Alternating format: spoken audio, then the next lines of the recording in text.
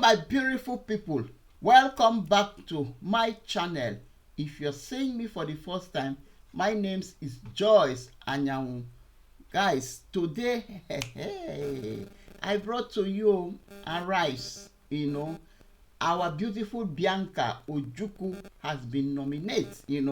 The House of Senate has approved her to become State Women Affairs. Yes. So, congratulations to all of them. But anyway, before we continue, let's just listen to Arise TV, what they have to tell us, how it happened. So, my beautiful people, and we will come back and wrap everything up.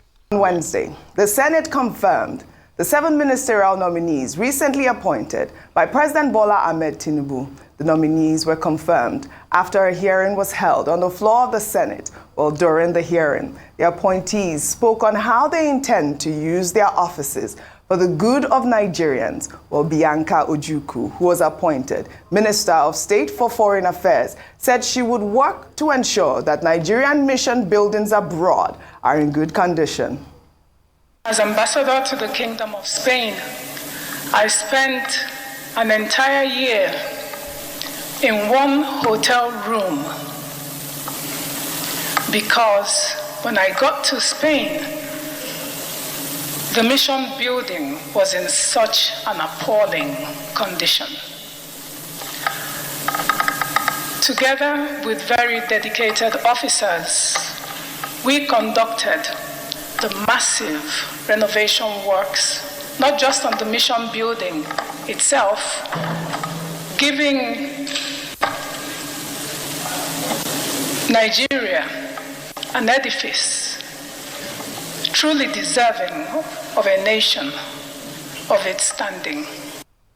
Well, congratulations, Bianca Ojukwu, and all the 7 ministers that have been appointed. The ministerial nominee session held yesterday was 4 hours, and different things happened there. And I'll tell you the story. Well, Bianca, who was an ex-beauty queen, caused a frenzy as she appeared before the senators for her screening. Well, Senate President Godswill Akpabio had to stop Senator representing Enugu West, Osita Ngu, from praising her beauty, but restrict himself to her resume. Let's take a look.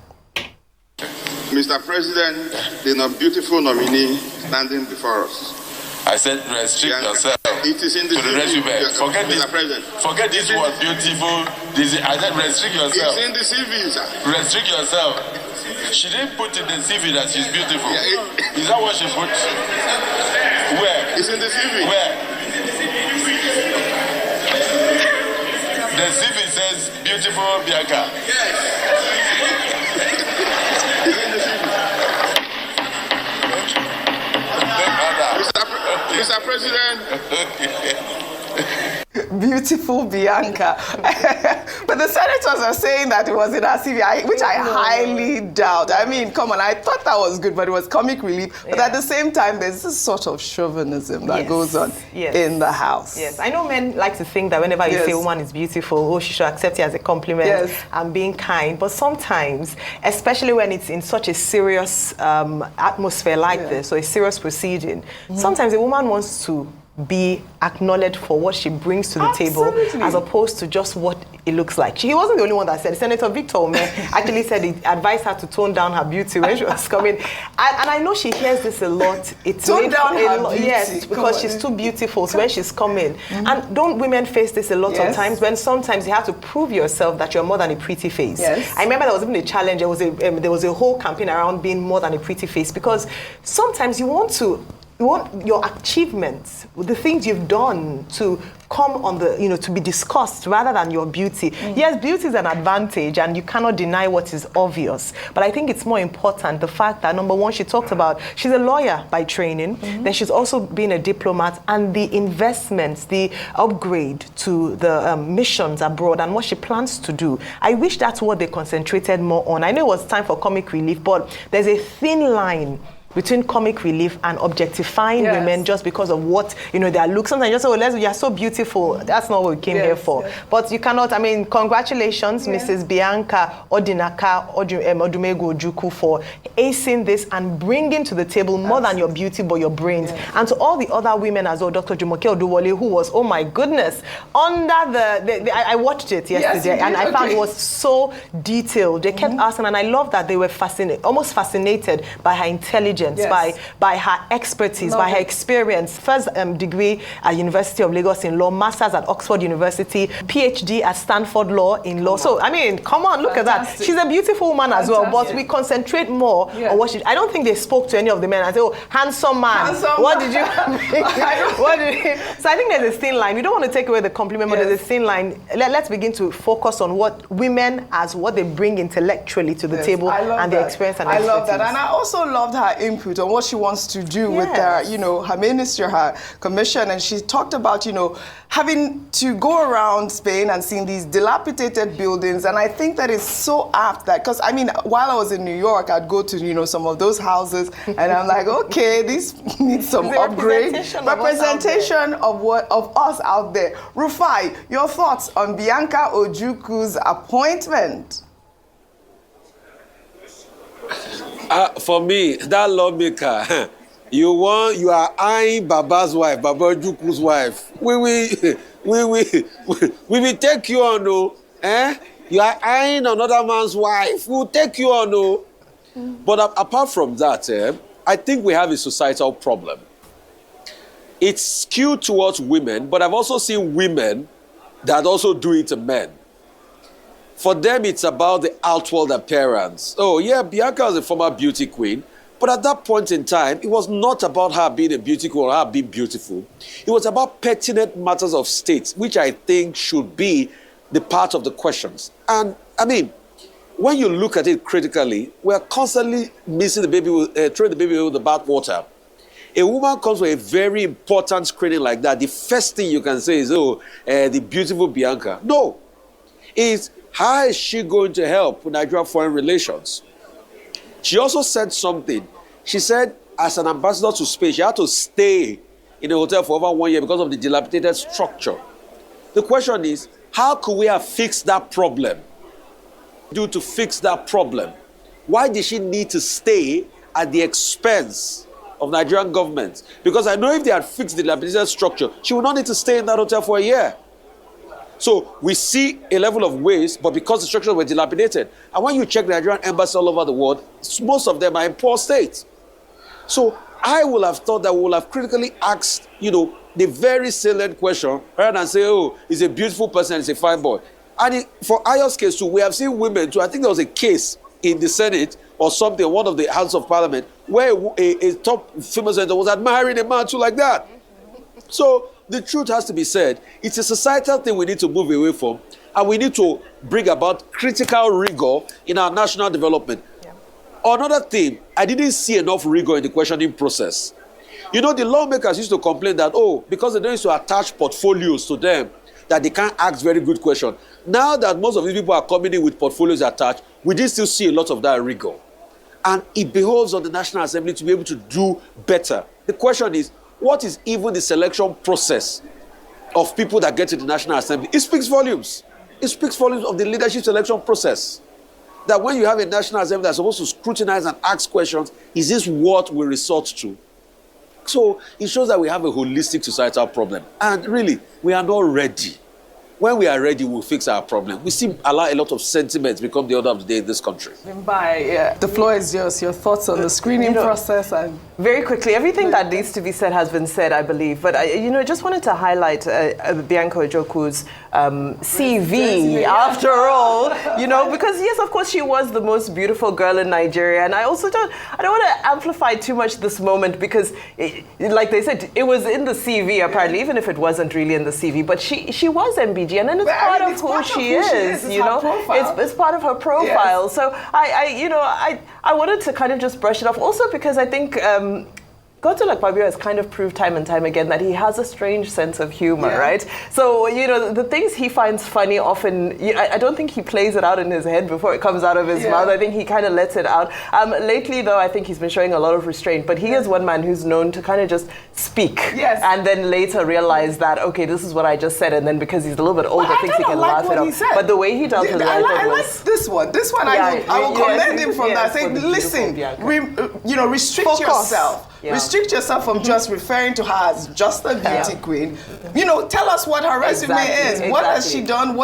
So that we can screen her properly. So for this one, kudos to Akpabio. Uncommon senator. Uncommon senator showed how uncommon he was at the floor of the Senate. Well, following week-long blackout across 7 states in the northern Nigeria, the transmission company of Nigeria announced a partial restoration of electricity supply to 7 states on Wednesday.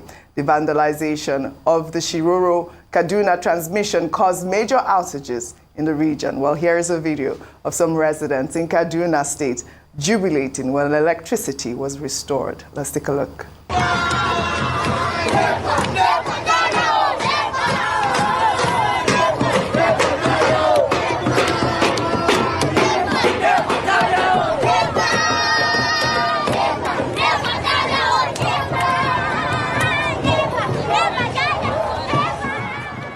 I don't know if to jubilate with them, but NEPA is, what we grew up with. When they bring light, everyone's like, NEPA, but this is off NEPA, it's off NEPA. But this is our reality. Thank God they have electricity now. We saw a video from Kaduna State. I believe the other states also. It's partial restoration, though. Let me tell you something. Yes. They've changed the name NEPA how many times to PHCN. Yes. Now we have discos. But the trauma that Nigerians faced under NEPA, nobody can say anything but up NEPA. So they even years later, you can hear the Kaduna residents still saying NEPA. NEPA has been obsolete for a long time now. It's not the discos. But that trauma, and I know Nigerians who are watching can feel my pain. Up NEPA was a song at the time.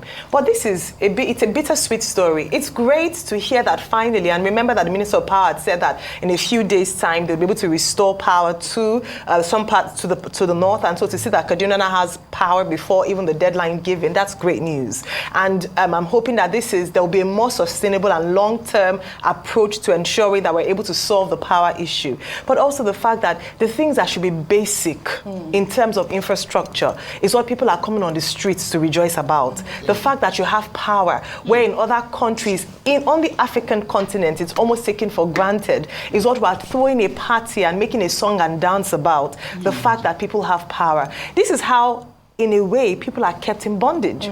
When you thank the government for constructing a road, the government does an elaborate ceremony, or a government official does an elaborate ceremony because he has launched a pipe bomb, a tap in a community. That's how low they have made people's expectations, so that we begin to celebrate what should be ordinarily normal, what the people should enjoy as part of their democratic benefits or part of government benefits, a social contract. But let me just look at the children, look at them. So I can't, again, just to reiterate, the amount of man hours wasted, the businesses affected, the schools, children who should be in school or who should be reading for their exams who were affected by this blackout. I'm hoping that this would never see a situation like this in Nigeria again. But if we don't learn from the lessons, from these current lessons, we're going to have a repeat of this. Absolutely. And we'll be thanking the government for what should ordinarily be what we should be enjoying as a norm in Nigeria. Absolutely. Rufai, your thoughts on it? I know that you're all the way in Riyadh there, where they have a constant power supply, I believe. Your take on this really quickly. Oji, you see, these are the vestiges of a nation that is not ready. And I keep saying it. I'm not saying because I don't want Nigeria. I want Nigeria to do well. I love this country so much. But, I mean, look at the way they pay attention to public infrastructure in Saudi Arabia. You can't compare it to Nigeria. We're just talking about the roads, Rotus and I, how the roads were very clear, in Riyadh. Truth is, this facility was vandalized. Because of the insecurity, they couldn't fix the problem. They finally fixed the problem. Now we are screaming up NEPA for a problem that is not supposed to be a big deal in the first place. In 2024, when people are talking about AI, all the sessions we had here is about AI. By 2035, Masayosha's son, SoftBank, is saying they are going to have artificial intelligence going to be 10 times brighter than the human mind. We are still talking about NEPA problem. People are dancing on the street, up in NEPA, up in NEPA, and we are happy with ourselves. We are not ready. Our country has become a joke. You know, somebody told me a joke about over 15 years ago, and the person said, if you want to discover who a Nigerian is in a crowd, just put off the lights, then put it on again. You will see the Nigerian will scream, up NEPA.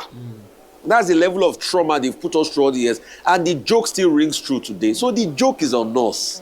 It's 21st century, and this is a country that has oil money, that has natural resources and assets. To fix electricity was so much a big problem. After 7 days now, we are screaming up in NEPA, NEPA, in NEPA. It's a shame on us. But I believe this country will rise until we do things right in this country. Absolutely. Well said, Rufai. All right. We'll take another story now under entertainment. 23-year-old model Chidinma Identity has been stripped of her identity documents by the South African government. The decision came after Adesina withdrew from the Miss South Africa pageant in August due to a backlash over her nationality. Adesina was born in South Africa to a Nigerian father and faced severe xenophobic attacks and allegations of not being South African. Well, the government cancelled Adesina and her mother's identification documents after they missed the deadline on Monday to justify an extended stay. I mean, our favorite Niger wife, I know you have been following this story. I'd love to give the floor to you or your thoughts on, this issue. Yeah, so I believe it came up earlier, so I'll just kind of like rehash some of the points, right? Which is that ultimately, the foundation of this case is that her mother, who is originally from Mozambique, came into the country illegally, however many years ago. And then after having done so, was in cahoots with somebody who worked inside the Department of Home Affairs and was able to procure a false identity. So what they normally do in the South African system is that if you work with people inside Home Affairs, you're able to buy somebody else's ID, basically. So somebody has been living without an ID because hers was fraudulently sold to Chidinma's mom. Now, when Chidinma was born, the law that allows you to become South African by birth was still in act. It was later repealed. However, this is the case they had to come and bring forward. This is the case they had to come and justify. They had to just come and explain, at least give some sort of appeal as to why they feel they should retain their South African IDs and hopefully So do you be think that granted. she was stripped because she didn't come forward to justify the reason? This is a legal case. Yes, they didn't come. You can't be in the middle of a court proceeding and then just up and leave the country. You have to come and go through the due process. But I guess, she's busy now. Congratulations to her, onwards and upwards. So I guess you cannot be South African if you were born in South Africa. It's not by soil. That's what this judgment. No. So what the judgment is saying is that because she was born in South Africa, she was born to an illegal immigrant. So the question is, what they needed to determine is, if you are born to an illegal immigrant by soil, do you get citizenship? That's the question. That's what this case has established now. That you cannot. You cannot. That's what as long as you immigrated illegally, then if you were born, you do not become a citizen. You do not become a citizen. Because your parent was quite illegal. Unfortunate. Yeah. But I mean, she's Nigerian now, right? She's Nigerian. She was not born in Nigeria, but her father is. My beautiful people, let's start first with Bianca Ojukwu. Congratulations to her, yes.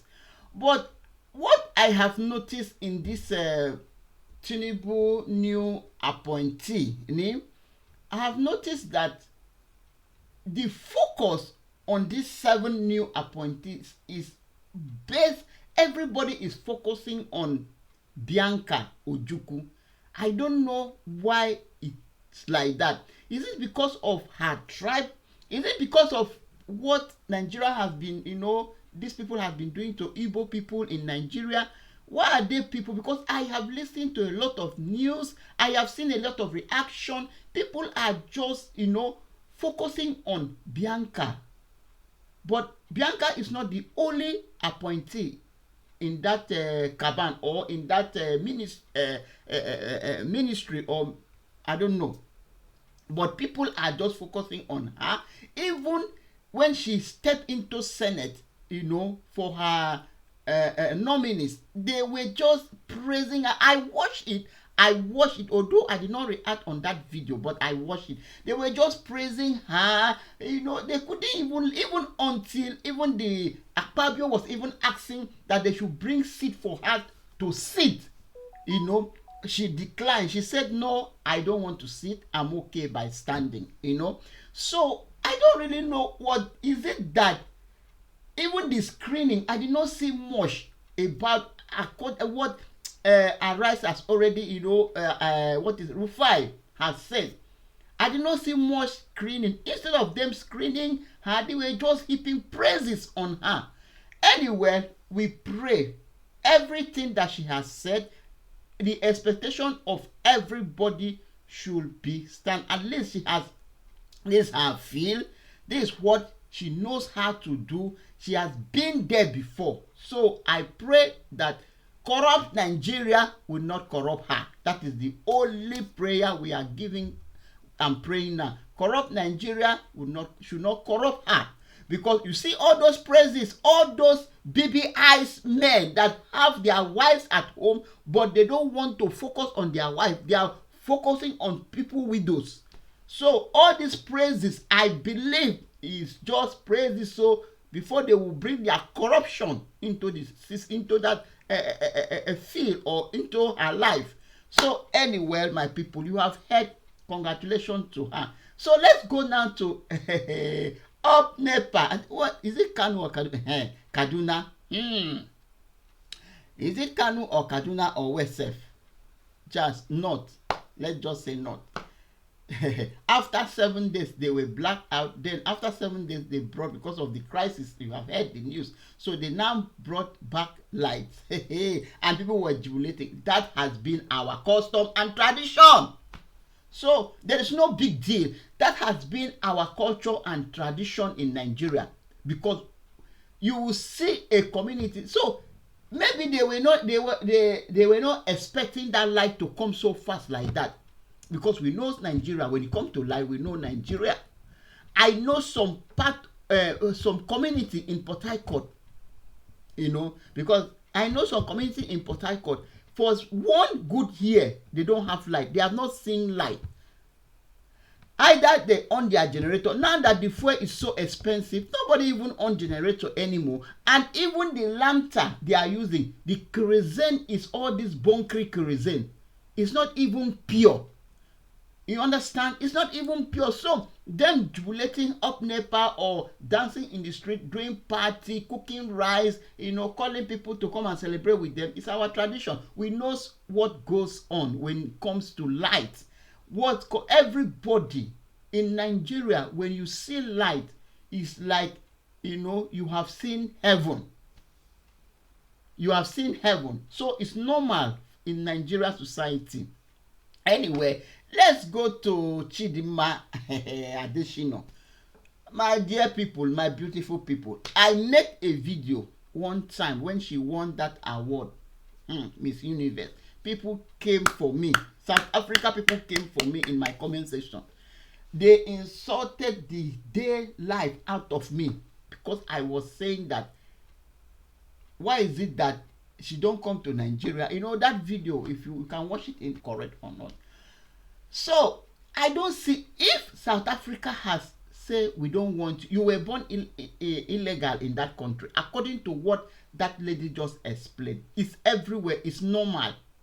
You cannot come to you go to a country, you don't have a citizenship, and you expect your children to have. There's some country that there's some country that when you give birth, automatic your child become a citizen of that country, or from that child they will give you, the parents, a citizen or a document to stay in that country. But already, like this Chidinma, according to what that lady explained, that when Chidinma mother came to South Africa, she didn't have document, and the husband that is Nigeria, they don't have document, and they have to buy somebody document to stay. There is no how you will continue to bear that person's name. Does it mean now when you have your children, they have to bear that person's name that you bought his or her document to stay.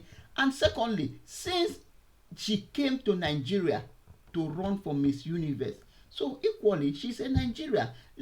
If South Africa don't want her to stay anymore, they have stripped of her documents or her nationality, let her, or citizenship, let her come back to Nigeria, or she stay there as a normal foreigner.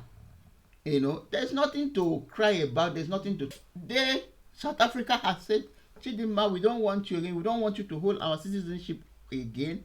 We want you to drop our citizenship and go back to your country, or let her do it.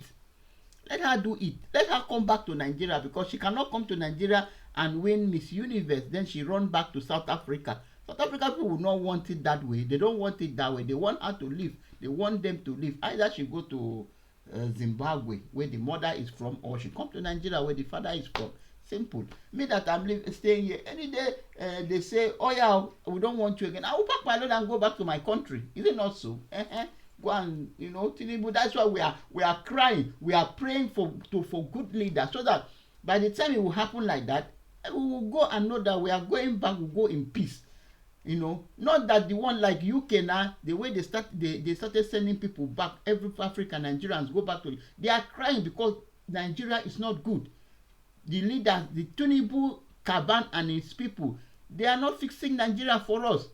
If Nigeria is good, as they say, Jack, you are, oh boy, as they go, you pack your load and move. So anyway, that is normal for even South Africa, when they were having their problem, their war, they came to this country that I'm living. After the war, after the problem, they asked them to leave. They asked them to go back to their country. They went. Even they gave them stay to stay here. But after that problem, they asked them to leave, to go back to their country. So it's normal. If you come to my country and you stay there, and I say, okay, now I don't want you anymore, go back to your country, you have to go. It's normal. So anyway, my beautiful people, you have seen it. Congratulations to Bianca Ojukwu, Chidinma Identity, come out, turn back. So, up NEPA, thank God. So, thank you very much. If you have watched this video to this time, thank you. Please subscribe to this channel. Click at the notification bell so that whenever I post a video, you will be the first to be notified. Thank you, and I will see you guys in my next one. Bye for now.